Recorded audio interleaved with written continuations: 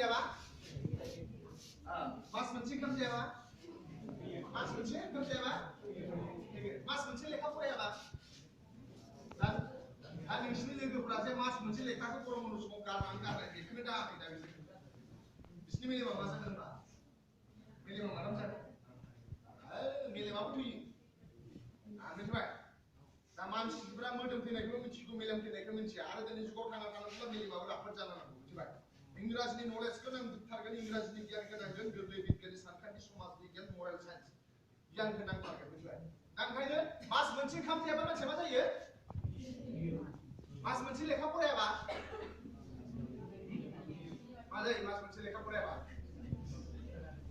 आरो ओंखायनो जों कचिं होयो मास मोनसे लेखा फरायाबा मालाबाबो मोनसेबो आनजादखौ पास खालामनो हाया मास मोनसेबो लेखा फरायाबा मोनसेबो आनजादखौ पास खालामनो हाया बियो इउनिट टेस्टखौबो हाया बियो मेट्रिकखौबो बे हाया बियो ओंखायनो जों लुबैदों भाग्यनि सिङाव थानाय साफ्रोमबो बर' फरायसाया मेट्रिक फरिखा लिरोबा जाहाथे साफ्रोमबो मोजां नम्बरै पास जायो आरो फार्स्ट डिभिजन पास जानो लुबैदोंना लुबैया नोंसोरो लुबैबा मोनगोन मा खालामनांगोन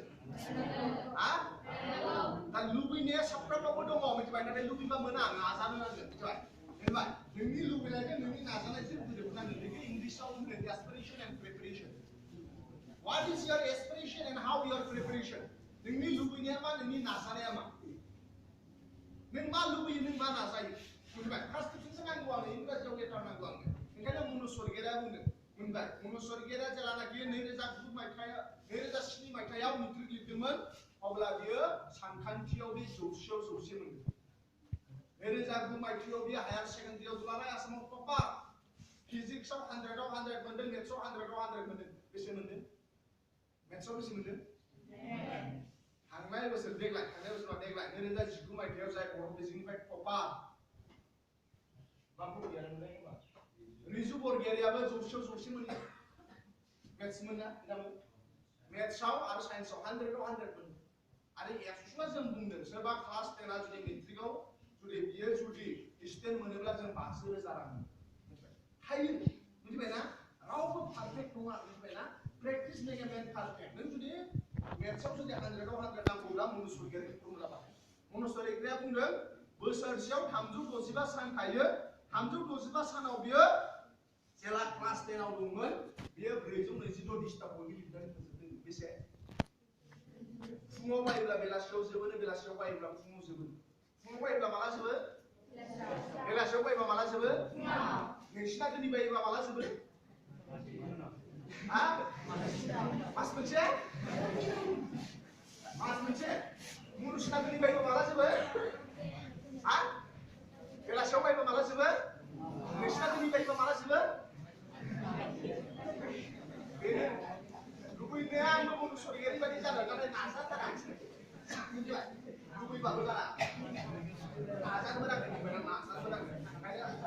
लुबैयो नोंसोर साफा थानो नांगोन नोंसोर क्लासाव सोङो दा रोङिखौ सोङो नोंसोरनि सार मेडाममोन फोरोङोब्ला नोंसोर सोङो न'आव फरायनाय समाव बुजियाखै फैनानै सोंफैयो कचिंआव सोङो ना सोङा ना सोङो पास जानोब्ला सोंथारनो नांगोन मिथिबाय नों रोंथारनांगोन रावबो पारफेक्ट नङा मिथिबायना सोलोंनानैसो रोङो मिथिबायना ओंखायनो जों साफा फरायसाफोरखौ उन समाव सम मोनबा सावरायबावगोन नोंसोर जागायनायनिफ्राय फैबाय थागोन जोबजासिम जाहाथे फैयो आरो लोगोफोरखौ लाबोयो मिथिबायना आरो नोंसोर कन्टिनिउलि जाहाथे नलेजखौ एक्वायर खालामबाय थायो नोंसोर सोलोंबाय थायो बेखौ जों लुबैनाय थाबाय जोबथारनायाव फरायसाफोरखौ बाहागो लाफैनायनि थाखाय साबायखर बावबाय आरो जोंनि फोरोंगुरु सार बिथांमोनखौ दुलाराय बर' फरायसा आफादनिफ्राय जोङो साबायखर बावबाय सम होनायनि थाखाय फरायसाफोरखौ फोरोंनायनि थाखाय बिथांमोनसिम साबायखर बावबाय आरो आंनि बुंनायखौ एसेयावनो फोजोबबाय गोजोन्थों।